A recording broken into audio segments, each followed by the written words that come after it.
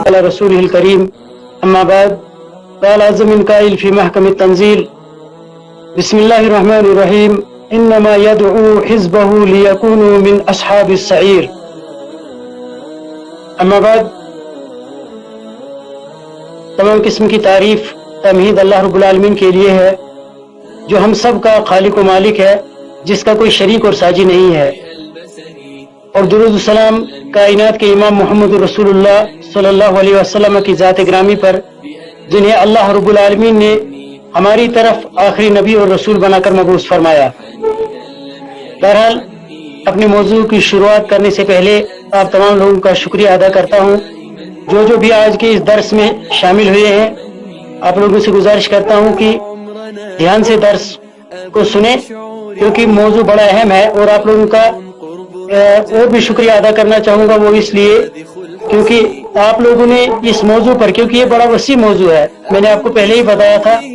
یہ موضوع بڑا وسیع ہے، اس موضوع کو اور اس کی اہمیت کو مد نظر رکھتے ہوئے اس کا ایک اور حصہ بھی ابھی بقایا ہے۔ میرے حساب سے آج تھوڑا بہت جتنا بھی مجھ سے ہو سکے آپ تک پہنچانے کی کوشش کروں گا۔ اللہ سے دعا کرتا ہوں اللہ تعالیٰ مجھے صحیح کہنے اور پھر ہم سب کو ان چیزوں پر عمل کرنے کی توفیق عطا فرمائے۔ بہرحال پرسوں ہماری گفتگو ہوئی تھی شیطان کے بارے میں، کیونکہ موضوع اس لیے اہم ہے جو میں نے آپ کو پچھلے اس درس میں بھی بتایا تھا، موضوع کی اہمیت اور نوعیت، کیونکہ یہ شیطان جو ہے انسان کا ایک ازلی دشمن ہے، اور اس کے جال میں سب سے زیادہ جو انسانوں میں پھنستے ہیں وہ خواتین ہیں، وہ عورتیں ہیں زیادہ جو شیطان کے جال میں پھنس جاتی ہیں، تو اسی لیے یہ موضوع اہمیت کا حامل ہے۔ تو پرسوں ہم نے اپنے موضوع کو جہاں پہ ہم نے سٹاپ کیا تھا وقت اتنا ہی تھا کہ وہ کون سی چیزیں ہیں جو کرنے سے ہم شیطان کے اس ہتھ گنڈے سے اپنے آپ کو بچا سکتے ہیں۔ تو بہرحال اس موضوع کے بہت سارے جو پہلو ہیں، کس کس پہلو پر بات کی جائے، ہر پہلو جو ہے ایک بحث کا جو ہے مطلوب ہے، ہر پہلو جو ہے اس موضوع پر ہر جو ٹاپک ہے اس کا ہر عنوان جو ہے وہ بحث کا مطلوب ہے، یعنی اس پر ایک بحث ہونی چاہیے۔ تو بہرحال پرسوں جو ہم نے بات کی تھی آپ کے سامنے شیطان کے بارے میں، کہاں سے آیا کیا ہے یہ، تو مجھے امید ہے کہ آپ لوگوں کو یاد ہوگا۔ تو اس کے بعد جس چیز پہ ہم اس وقت گفتگو کر رہے تھے وہ یہ تھی کہ وہ کون سی چیزیں ہیں، وہ کون سے اعمال ہیں کہ جس سے ہم اپنے آپ کو شیطان سے بچا سکتے ہیں۔ لیکن اس سے پہلے میں نے مناسب سمجھتا ہوں کہ ہم وہ چیز آپ کو بتائیں کہ یہ شیطان کا ہدف کیا ہے، شیطان آخر چاہتا کیا ہے۔ سب سے بڑی شیطان کی چاہت یہ ہے، شیطان انسان کو جہنم میں ڈالنا چاہتا ہے اور جنت سے دور کرنا چاہتا ہے، یہی اس کی چاہت ہے، یہ بڑا اس کا ہدف ہے۔ جو ہدف اس کا اس دنیا چھوڑ جانے کے بعد جب ایک انسان مر جاتا ہے تو مرنے کے بعد یہ شیطان چاہتا ہے کہ یہ انسان جہنم میں جائے اور جنت سے دور رہے، بس اتنا ہی کام ہے اس کا آخرت میں۔ لیکن یہ اسی جہنم میں لے جانے کے لیے جتنے بھی ہتھ گنڈے وہ استعمال کر رہا ہے اس کا یہی مقصد ہے۔ تو میں نے پرسوں بھی آپ کو بتایا تھا کہ یہ ہمارا کھلم کھلا دشمن ہے، ہمیں اس سے بچنا چاہیے ہر حال میں۔ تو وہ اعمال جن کی وجہ سے ہم شیطان سے بچ سکتے ہیں ان پر گفتگو کروں گا، لیکن اس سے پہلے یہ جاننا ضروری چاہتا ہوں کہ شیطان کا ہدف کیا ہے، اس کا مقصد کیا ہے، کیونکہ اب موضوع میں میری بہن نے لکھا تھا کہ اس کا مقصد بھی، شیطان کا مقصد کیا ہے۔ تو اس مقصد میں سب سے بڑا مقصد یہ ہے شیطان کا، اور وہ ایک ہی مقصد ہے، وہ یہ کہ آپ کو وہ جہنم میں لے جانا چاہتا ہے اور جنت سے دور کرنا چاہتا ہے، یہی ایک مقصد ہے اس کو۔ کیونکہ اللہ رب العالمین نے قرآن کریم کے اندر سورہ فاطر کے اندر فرمایا انما یدعو حزبہ لیکونوا من اصحاب السعیر، یہ اپنے ماننے والوں کو، اپنے متبعین کو، جن پر یہ اثر کرتا ہے، جن کے اوپر یہ حاوی ہوتا ہے، یہ چاہتا ہے کہ وہ اصحاب سعیر میں ہو، یہ جہنم میں چلے جائے۔ تو اس سب کے لیے ہی، یعنی ایک انسان کو، ایک دوسرے لوگوں کو یہ جہنم میں لے جانا چاہتا ہے اور جنت سے دور کرنا چاہتا ہے۔ تو جہنم میں لے جانے والا سب سے بڑا عمل ہے وہ ہے شرک، کیونکہ کائنات کے اندر سب سے بڑی کی جانے والی برائی دنیا کے اندر، یہ روئے زمین پر سب سے بڑا گناہ جو ہے وہ شرک ہے، شرک کے برابر کوئی گناہ نہیں ہے۔ ہمارا عقیدہ یہ ہے اگر کوئی انسان شرک کرے گا اور اسی حال میں مر جائے گا اس کی مغفرت نہیں ہو سکتی، وہ ہمیشہ ہمیشہ جہنم میں رہے گا. اور اگر کوئی توبہ کر لے گا، شرک سے توبہ کر لے گا اور انشاءاللہ توبہ کرنے والے کا گناہ جو ہے معاف ہوگا، اور شرک بھی اسی میں آتا ہے. تو شیطان کا سب سے بڑا ہتھ گنڈا یہ ہے جس کے لیے وہ آپ کو ہم سب کو جہنم میں لینا چاہتا ہے، اس کے لیے وہ سب سے بڑا ہتھیار اس کا ہے یہ کہ وہ شرک میں ایک انسان کو ڈالنا چاہتا ہے. اور شرک ہی دنیا کے اندر سب سے بڑی برائی ہے، کیونکہ اللہ رب العالمین نے قرآن کریم کے اندر سورہ حشر کے اندر فرمایا کمثل الشیطان اذ قال للانسان اکفر فلما کفر قال انی بریء منک. شیطان تو ایسا خطرناک ہے، یہ انسان کو کہتا ہے کہ کفر کرو، شرک کرو، لیکن جب ایک انسان کفر میں پڑ جاتا ہے، شرک میں پڑ جاتا ہے، پھر تو کہتا ہے میں تو بری ہوں، مجھے تو پتہ ہی نہیں ہے. اس کا مطلب یہ ہے شیطان کا ہدف یہ ہے، شیطان کا مقصد یہ ہے کہ ایک انسان کو جہنم میں لے جائے اور جنت سے دور کرے. لیکن اس کے لیے اس کو جو کام کرنا پڑتا ہے ایک انسان کو جہنم میں لے جانے کے لیے، وہ سب سے بڑا کام یہ کرتا ہے وہ انسان سے شرک کراتا ہے. پرسوں بھی میں نے جیسے آپ لوگوں سے بتایا تھا. اور شرک کی بہت ساری اقسام ہیں. تو اس شرک کی قسموں میں سے خالی بت کو عبادت کرنا ہی شرک نہیں ہے، خالی کسی غیر اللہ سے مانگنا ہی شرک نہیں ہے، بلکہ غیر اللہ کے نام پہ ذبح کرنا، غیر اللہ کے نام پہ قربانی کرنا، غیر اللہ کو نفع بخش ماننا، نفع و نقصان پہنچانے والا، بیماری پہنچانے والا، شفا کرنے والا، بارش برسانے والا، اولاد دینے والا، کسی کو شفا کرنے والا. تو ان معاملات میں جو ہے انسان اور خصوصاً خواتین جو ہے کافی غلطیاں کر بیٹھتی ہیں. جیسے کسی کا اگر بچہ بیمار ہو جاتا ہے تو اپنے بچے کو دیتے ہیں، اولاد کے لیے تو کسی بھی حد تک جا سکتے ہیں، جی بالکل کسی بھی حد تک جا سکتے ہیں، لیکن شرک تک نہیں جا سکتے. ایک مومن عورت، ایک مسلمان عورت کسی بھی حد تک جا سکتی ہے اپنے بچے کی یعنی اس محبت میں، لیکن اس کو چاہیے کہ وہ شرک سے بچ جائے. اور اس شرک سے مثال کے طور پر ڈاکٹروں کے پاس جانا، اسلام نے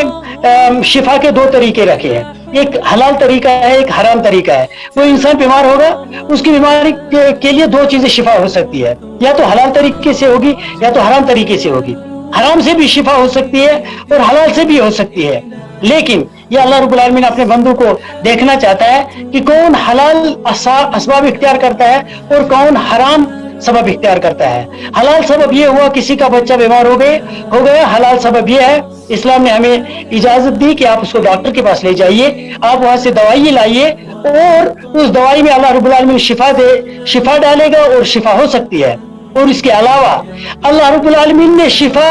ان لوگ وہاں بھی رکھی جہاں پہ حرام طریقہ ہے. مثال کے طور پر کوئی انسان گیا،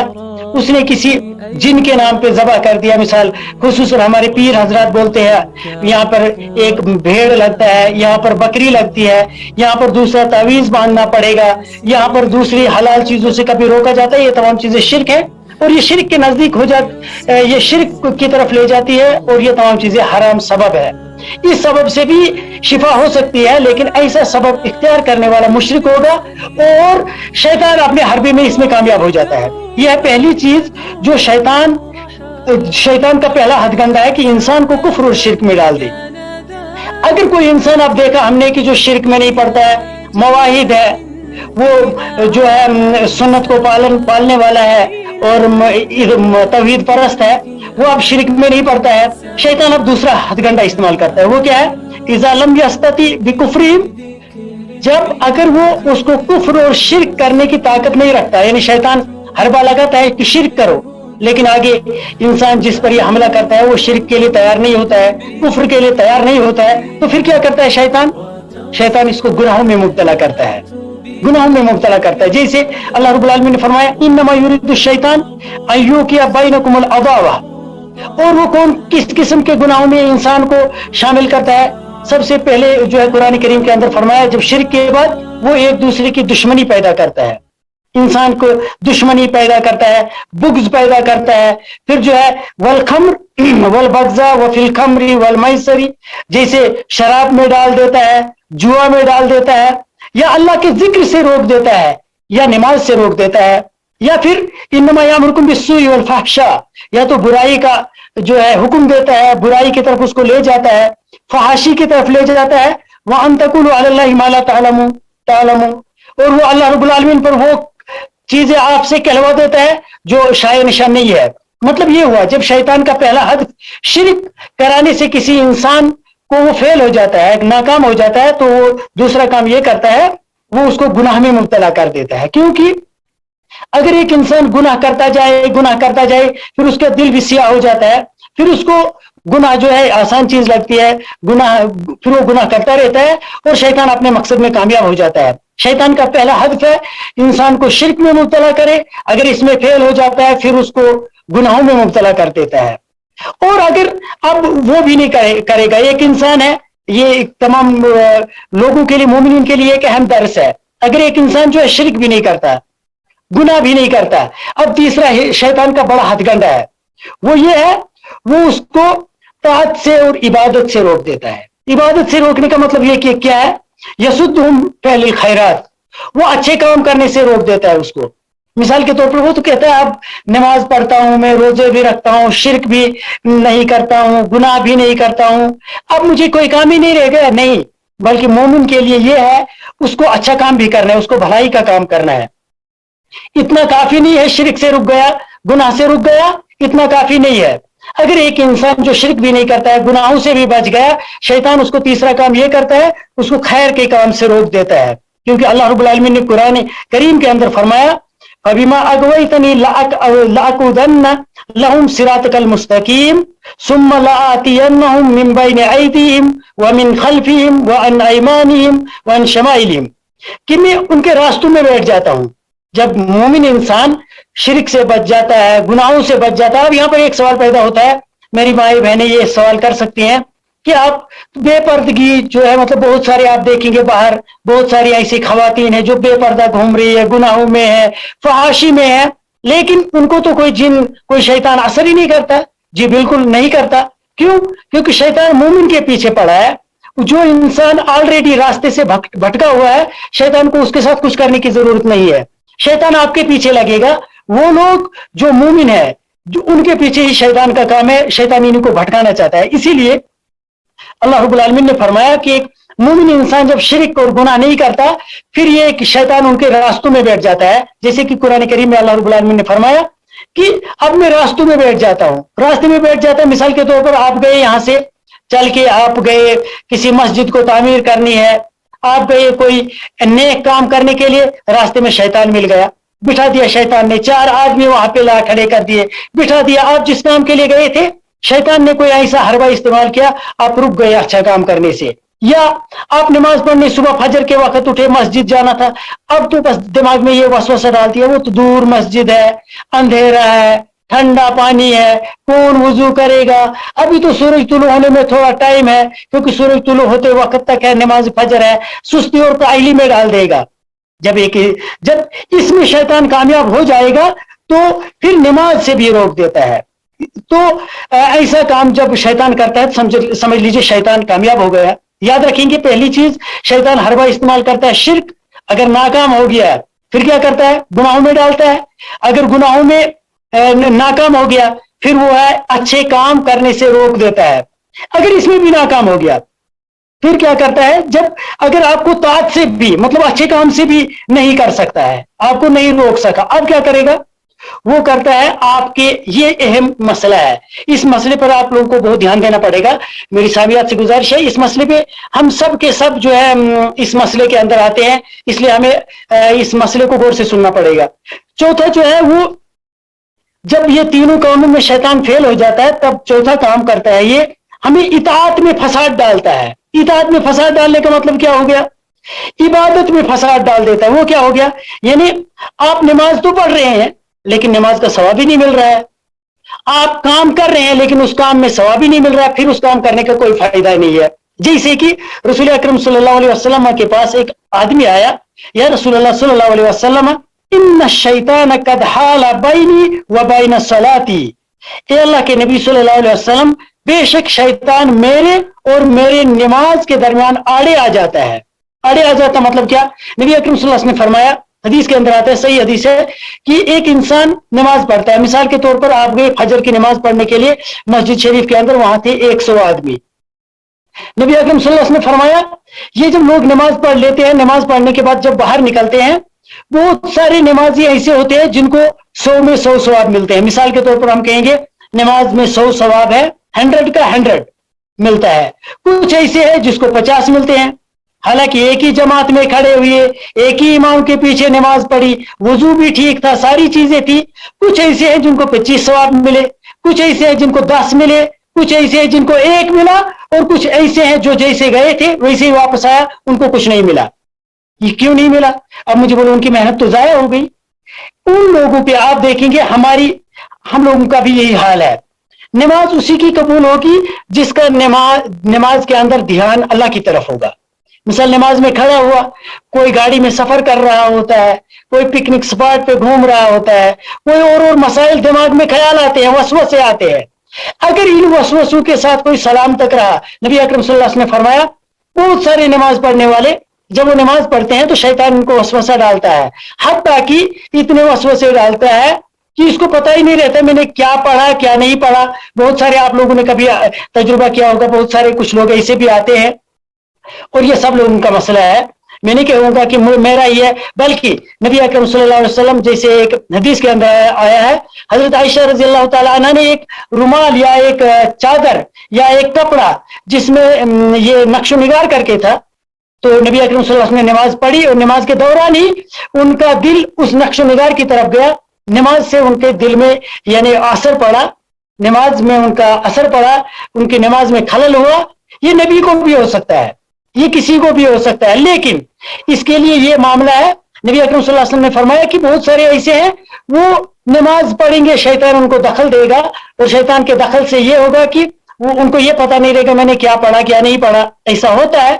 اور یہ کسی کو بھی ہو سکتا ہے، لیکن اس کے لیے علاج ہے. اس کے لیے یہ ہے جیسے مسلم شریف کے اندر حدیث ہے، نبی اکرم صلی اللہ علیہ وسلم نے فرمایا کہ آپ میں سے جب کسی انسان کو نماز کے اندر خیال آ جائے بس اس کو چاہیے کہ وہ اپنے بائیں طرف 3 مرتبہ تھو تھو تھو کرے، 3 مرتبہ تھو کے اپنی بائیں طرف اور پڑھے اعوذ باللہ من الشیطان الرجیم. میں نے جیسے آپ کو بتایا کہ اعوذ باللہ من الشیطان الرجیم شیطان کے لیے ایک بہت بڑا ہتھیار ہے شیطان کو بھگانے کا. اس لیے نماز کے اندر جو ہی یہ خیال آپ لوگوں کو ہمیں آ جائے تو ہمیں چاہیے کہ اس وقت اعوذ باللہ پڑھے، اعوذ باللہ من الشیطان الرجیم. کہیں ایسا نہ ہو کہ ہم نماز پڑھنے کے بعد بھی ویسے ہی ہے جیسے نماز نہ پڑھنے والے ہیں، کیونکہ نماز میں ثواب اسی کو ملے گا، اجر اسی کو ملے گا جس کو وسوسہ آیا لیکن اس نے اپنے وسوسے کو بھگایا. اب وہ کیسے ہوگا؟ جیسے بخاری شریف مسلم شریف کے اندر حدیث موجود ہے، نبی اکرم صلی اللہ علیہ وسلم حضرت جبریل نے جب پوچھا کہا مل احسان کیا ہے، تو اس کا جواب میں یہ کہا گیا ان تعبد اللہ کانک تراہ فان لم تکن تراہ فانہ یراک، کہ احسان تو یہ ہے جب آپ اللہ کی عبادت کرو، جب آپ نماز کے لیے کھڑے ہو جاؤ جیسا کہ آپ اللہ کو دیکھ رہے ہو. اگر یہ اتنا ایمان نہیں ہے، اتنا ایمان یعنی اوپر نہیں ہے ایمان کی لیول، تو اس وقت یہ کرو فانہ یراک، کم از کم یہ خیال کرو کہ میں اللہ کے سامنے کھڑا ہوں، مجھے اللہ دیکھ رہا ہے، کہیں میرا دل کہیں دماغ کہیں حرکتیں کہیں سکون کہیں، تو ایسی نماز جو ہے ایکسیپٹیبل نہیں ہے اللہ رب العالمین کے پاس. تو آپ لوگوں سے گزارش کرتا ہوں کیونکہ ایک بہت بڑا مسئلہ پیچیدہ ہے. پیچیدہ مسئلہ اس لیے ہے کیونکہ انسان جو ہے وسوسوں کا شکار ہو جاتا ہے. یہ ہو سکتا ہے کوئی ایسا نا امید نہ ہو جائے مجھے تو وسوسہ آتا ہے اب مجھے نماز ہی نہیں آئے گی، ایسی بات نہیں ہے، بلکہ وسوسہ آنا ایک فطری بات ہے کیونکہ شیطان کا کام ہی ہے. آپ دیکھیں گے آپ دن بھر جو کام کر رہے ہوتے ہیں نماز کے لیے کھڑے ہو جاؤ تو خیال آنے شروع ہو جائے صبح سے. اب کیا کروں، سارے آپ لوگوں کو مجھ سے زیادہ تجربہ ہے ان چیزوں کا، کسی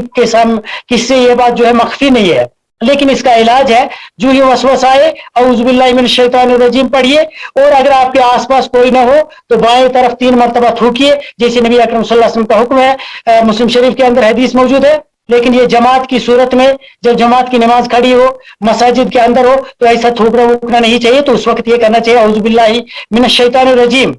تو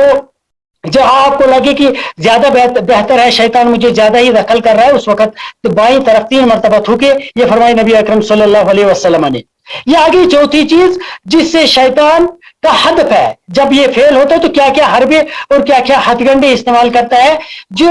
آپ لوگوں کو ہمیں جو ہے جہنم میں ڈلوانا چاہتا ہے، جیسے میں نے آپ کو پہلے بتایا. اب جب ایک انسان کو یہ اس میں بھی فیل ہو جاتا ہے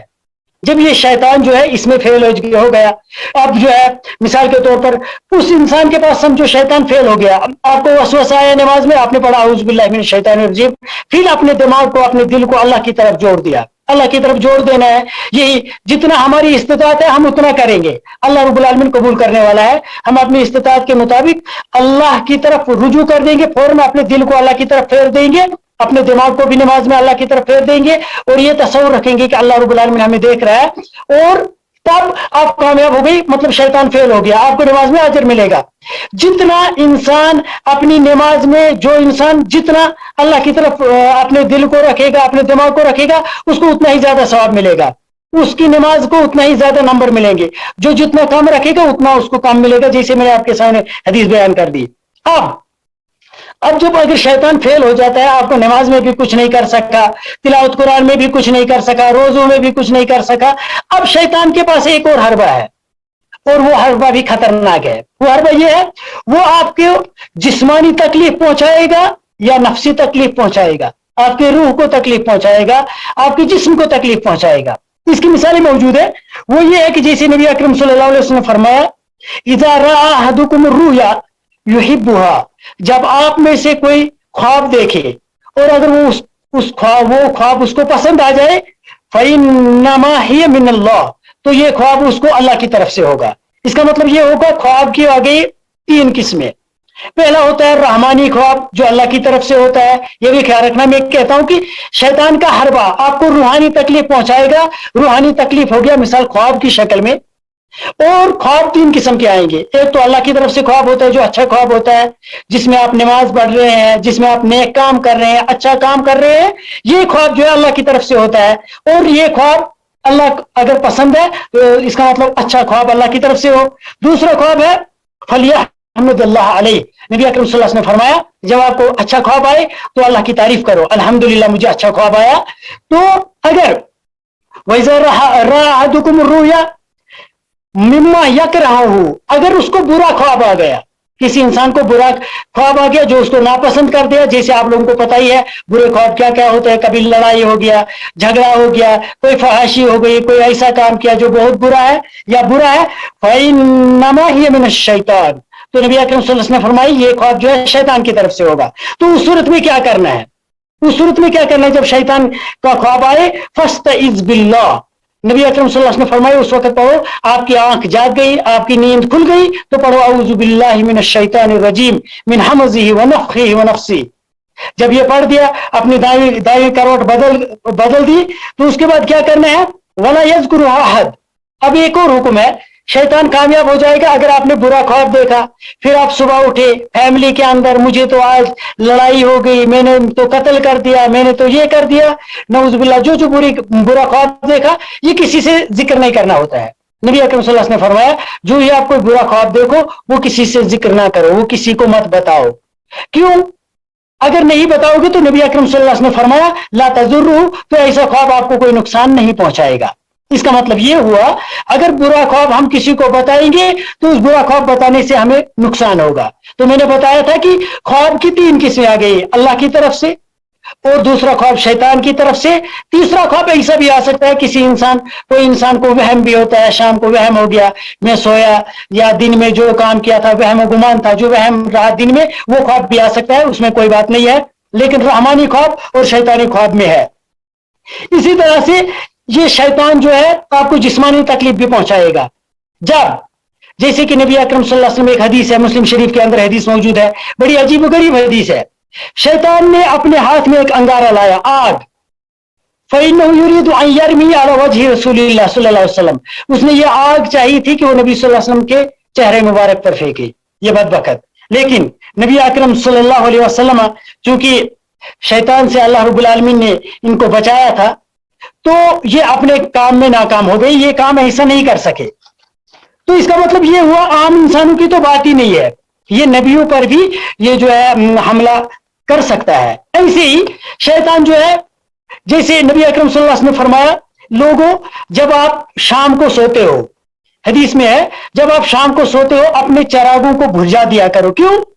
फ़इन्न शैतान यदुल्लु मिस्ल हाज़ा अल्फारा, नबी अकरम सल्लल्लाहु अलैहि वसल्लम ने फरमाया शैतान इसकी तरह, वहां पर एक चूहिया थी, छोटा चूहा आप लोगों ने देखा होगा, तो ये शैतान जो है चूहे की तरह जो है इस चिराग के अंदर घुसता है, इस चिराग के पास आ जाता है, फयुहर्रिकुकुम, ये तुम्हारे घरों को आग लगा देता है। आपने देखा होगा, हमें हदीस पे ईमान है, नबी अकरम सल्लल्लाहु अलैहि वसल्लम ने फरमाया कि जब शाम को सो जाओ अपने चिरागों को बुझा दिया करो, और अपने घर के अंदर जो लाइट वाइट है, हीटर है हमारा होता है, बॉयलर होता है, इस किस्म के जो चिराग होते हैं दूसरी किस्म के, इनको इस्लाम ने हुक्म दिया, नबी करीम सल्लल्लाहु अलैहि वसल्लम ने फरमाया आप इनको बुझा दिया करो। क्यों बुझा दिया करो? क्योंकि शैतान जो है इसको फूंकता है रात को और ये आग लगा देता है। और हमने तजुर्बा किया है, आप लोगों ने भी देखा होगा, जहां जहां भी आग लगती है, जहां जहां भी आग लगती है उसमें 90% वो जगहें होती है जहां रात को आग लगती है, दिन को क्यों नहीं लगती है? इसका मतलब यह हुआ वो इंसान जो नबी अकरम सल्लल्लाहु अलैहि वसल्लम के तरीके के मुताबिक शाम को सोने के बाद चिराग नहीं बुझाता है अपने, अब तो विंटर का जब वक्त आता है उस वक्त देखो बहुत सारे लोग जो है बुखारी वगैरह जला के रखते हैं, वो भी एक किस्म की आग है, आग ही है वो बल्कि, तो उससे बहुत सारे लोग ऐसे होते हैं जिनको मौत भी वाकई हो जाती है, बल्कि ऐसे भी हो जाते किसी के घरों को आग लग जाती है, दुकानों को आग लग जाती है। शैतान ये इंतजार करता है, जब एक शैतान शिरक से, कुफर से, नमाज वगैरह से, गुनाहों से आपको कुछ नहीं कर सकेगा, फिर ऐसे ऐसे हरबे इस्तेमाल करता है, फिर आपके घरों को नौजुबिल्लाह आग लगा देता है। अल्लाह रब्बुल आलमीन हमें बचाए महफूज रखे। तो ये शैतान जो है फिर जो है तकलीफ पहुंचाता है। मैंने बोला ना, शैतान फिर रूहानी या जिस्मानी तकलीफ पहुंचाता है। तो जिस्मानी तकलीफ के लिए हम जब उसके लिए रास्ता रखेंगे तो तब हमारी वो जिस्मानी तकलीफ भी पहुंचा देगा। और इसी तरह से शैतान जो है मौत के वक्त, नबी अकरम सल्लल्लाहु अलैहि वसल्लम ने फरमाया जब कोई इंसान मरगुल मौत में होगा, जब मौत के करीब होगा, तो लकिनु मौताकुम ला इलाहा इल्लल्लाह, उस वक्त वहां पे ला इलाहा इल्लल्लाह पढ़ना चाहिए। लेकिन ऐसा नहीं कि उसको हुक्म नहीं करना चाहिए कि आप ला इलाहा इल्लल्लाह पढ़ो, जो मरगुल मौत में होगा, मौत की सख्तियों में होगा, तो उसको ये नहीं कहना चाहिए कि आप पढ़ो ला इलाहा इल्लल्लाह, बल्कि उसके सामने खुद कलमा का विर्द करना चाहिए, खुद पढ़ते रहना चाहिए, उसको याद आ जाएगा वो भी पढ़ेगा। ऐसा ना हो कि आप लोग उसको फोर्स करोगे ला इलाहा इल्लल्लाह पढ़ो और शैतान को मौका आ जाएगा, क्योंकि उसको ऑलरेडी एक सख्ती हुई होगी, सख्ती होती है उस वक्त मौत की सख्त, वो बोलेगा नहीं मैं नहीं पढ़ूंगा। इसीलिए नबी अकरम सल्लल्लाहु अलैहि वसल्लम दुआ किया करते थे, अल्लाहुम्मा इन्नी अऊज़ु बिका मिन अन यतखब्बतनी शैतान, ए इलाहुल आलमीन मुझे बचा दे, मुझे अपने पनाह में रखना उस वक्त जब मौत के वक्त शैतान मुझे अपना खिबती बना दे। मतलब यह है शैतान उस वक्त इंतजार कर रहा होता है जब आप किसी मैयत को, किसी मरगुल मौत को जो मरने के करीब हो, उसको बोलोगे नहीं, मतलब जो भी रिश्तेदार होगा या कोई होगा उसको बोलोगे ला इलाहा इल्लल्लाह पढ़ो, ला इलाहा इल्लल्लाह, ऐसा नहीं बोलना चाहिए उनको, उसको बोलना नहीं चाहिए आप पढ़ो, बल्कि आप खुद पढ़ते रहो, वहां पे पढ़ना है। तलकीन का मतलब है यहाँ पर खुद पढ़ना है, क्योंकि अगर आप उसको फोर्स करोगे वहां से मौत की सख्ती होगी तो शैतान फौरन मौका ढूंढता है, क्योंकि वो चाहता है ना एक इंसान को उसकी आखिरत बर्बाद हो जाए, वो जहन्नम में चला जाए, तो ऐसा मौका वो भला कहां गवाएगा। तो इसी वक्त वो उसी वक्त उस पर हमला करेगा कि क्या ये ला इलाहा इल्लल्लाह इतनी सख्ती है मुझे, मैं नहीं पढ़ूंगा। तो इसीलिए शैतान जो है जिस्मानी तकलीफ में ये भी आता है, वो मौत के वक्त भी पीछा नहीं छोड़ता है, जब रूह जो है निकल रही होती है उस वक्त भी वो मौका ढूंढता है कि मैं इस इंसान को कैसे इसकी उखरवी जिंदगी को तबाह कर दूं। और इसी तरह से नबी अकरम सल्लल्लाहु अलैहि वसल्लम ने फरमाया, कुल्लु बनी आदम यमसु शैतान यौम वलदतहुम, जब कोई भी बच्चा आपने देखा होगा, जब छोटा बच्चा जब पैदा होता है कहीं तो वो रोने शुरू कर देता है, चिल्लाता है, चीखता है, तो उस चीखने वाले को शैतान उस वक्त मस कर देता है। बच्चा जब पैदा ही होता है शैतान उस पर हमला आवर हो जाता है, उसको हमला करना शुरू हो जाता है। हमला क्या करता है, उसको मस कर देता है, उसको छूता है, तभी वो चिल्लाता है। कोई भी ये जो है बच्चा